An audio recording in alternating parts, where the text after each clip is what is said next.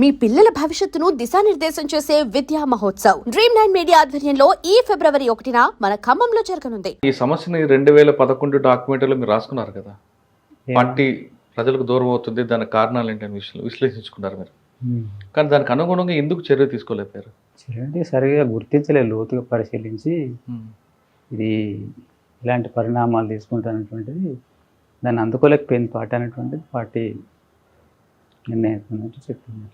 కానీ 2011 తర్వాత 2013లో కూడా మీరు ఇదే డాక్యుమెంట్లో ఇదే మ్యాటర్ రాసుకున్నారట కదా, ఏ విషయం?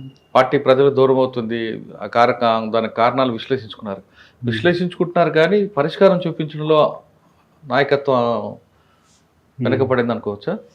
వెనుకబడ్డ నాయకత్వం, క్యాడర్ కోల్పోవడం, తర్వాత నాయకత్వం దెబ్బతినడం, తర్వాత ముఖ్యమైన నాయకత్వం దెబ్బతిన్నది, కొంతమంది నాయకత్వం ఉన్నది, కొత్త రిక్రూట్ లేదు, తర్వాత దానివల్ల కూడా మనం దాన్ని పరిష్కరించుకోలేకపోయాం.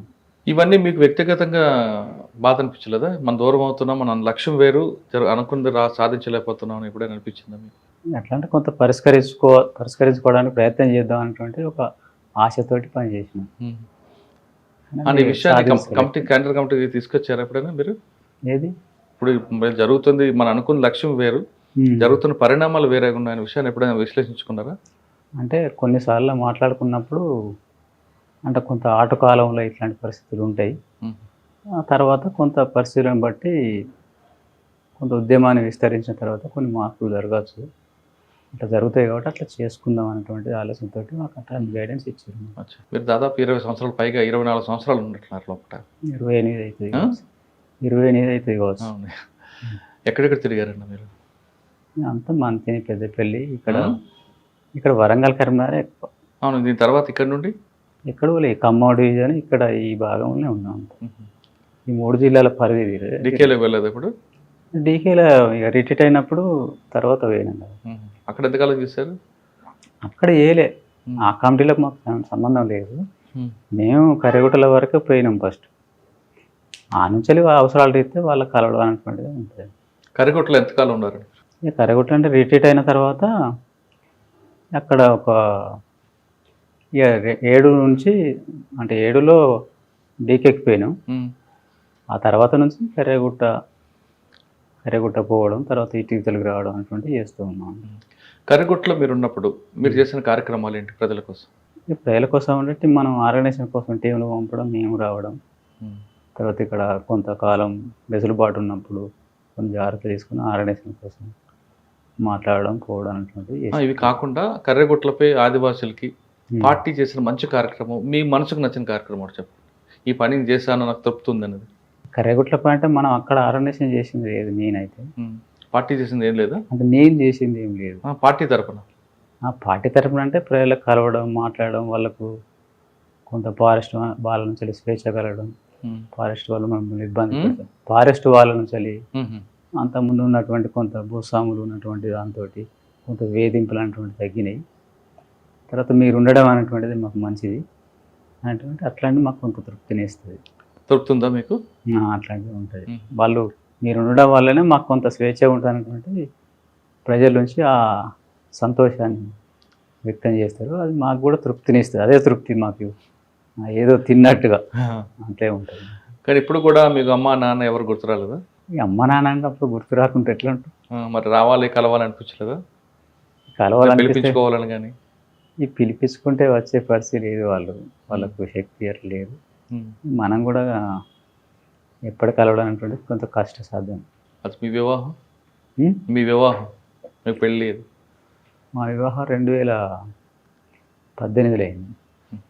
ముందు పెళ్ళి అయిన తర్వాత పోయింది, తర్వాత 18లో మళ్ళీ పెళ్ళి చేసుకున్నాం. అక్క లోపల? ఆ లోపలే ఉంది, నాతో వచ్చింది కదా ఇప్పుడు ఆమె. ఛత్తీస్గఢ్ అక్కది? ఆమెది ఆంధ్ర. చారవెల్లి విశాఖపట్నం దగ్గర కదా? విశాఖపట్నం. ఓకే.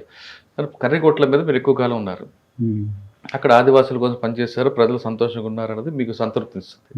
కానీ ఆ కర్రెగుట్ట చుట్టూ బాంబులు పెట్టడం, మిగతా ఆదివాసులకు వెళ్ళడానికి ఇబ్బంది పడడం, ఆ సంఘటనలో ఒక బాంబు పేలి ఒక ఆయనకి చెయ్యి ఇరిపోవడం, కాలు ఇరిపోవడం జరిగాయి, అది కరెక్ట్ అనిపిస్తుందా? అంటే మీరు పోలీసుల కోసం పెట్టుంటారు కానీ వాళ్ళు గిరిజనులు కూడా ఇబ్బంది పడ్డారు కదా.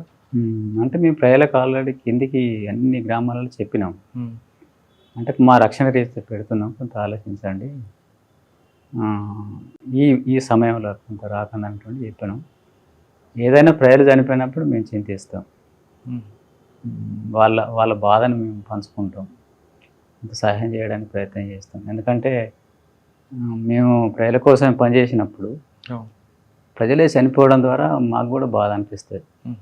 మనం చెప్పినాం కదా, కొంత వినకుండా మళ్ళీ వచ్చి ఎట్లా అనుకుంటే వాళ్ళతోటి అట్లా ఇబ్బంది అనిపిస్తుంది మాకు కూడా. కానీ కర్రిగుట్ల అభివృద్ధికి ఆ గుట్టపై నుంచి నేషనల్ పార్క్ వెళ్ళడానికి ఒక రోడ్డు వేయాలి, అక్కడ టూరిజం డెవలప్ చేయాలని ఛత్తీస్గఢ్ ప్రభుత్వం ఎప్పటి నుంచి ఆలోచిస్తుంది.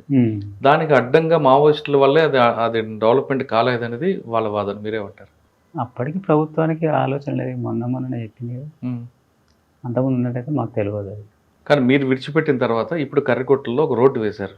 తెలియదు మాకు. కర్రిగుట్టల నుంచి నేషనల్ పార్క్ వరకు ఒక రోడ్డు వేస్తున్నారు, వేశారు కూడా సగం వరకు సిఆర్పిఎఫ్ క్యాంప్స్ పెట్టి.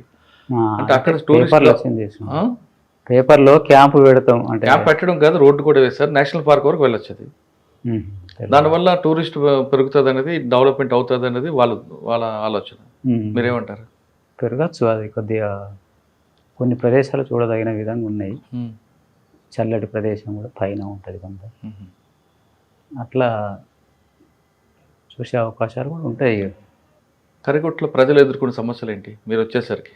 గుట్ట మీద అంటే ఒక 4-5 గ్రామాలు ఉండే, అవి కూడా నిర్బంధం వల్ల కింది దిగినాయి. ఒక్క గ్రామం అట్లా ఉన్నదంతా, మిగతా వాళ్ళంతా కూడా ఇక వెళ్ళిపోయి కిందికి ఎట్టోళ్ళట్టు వెళ్ళిపోయారు.